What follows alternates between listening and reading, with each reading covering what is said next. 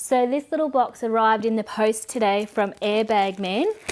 I'm hoping it's something for my four-wheel drive. I love a gadget. I'm a bit of a gadget girl at heart. It's in my genetics. We'll see what we've got inside. Check this out. It looks like it's a wireless airbag pressure gauge. That's the display there. Looks like it goes into your cigarette socket. Here's your sensors. There's a left and a right. Underneath here is a little tool to install everything. I don't know what they are. I'll have to read the instructions on that. And here there's a battery and also your other little components to do the job. So we'll have a quick flick through the instructions and see how easy it is to install. First up, I've got to put my display gauge into my cigarette lighter socket. Okay, it's fired up. That's good. Now it's down to the back to install the sensors.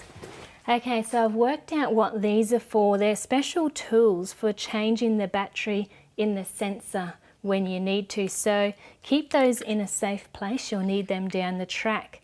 Now for the sensors, you've got a left and a right. So you just pop them onto your inflate points. The sensors are installed and this is working correctly. It's telling me I've got 9 psi in one bag and 7 in the other. Another little cool feature here, press this button and it's got a little voltage meter in it as well. There's some other cool functions here. You can set a high and a low warning for your pressures, so that's really awesome too. But I'm going to go down the back and re-inflate these to get them to match.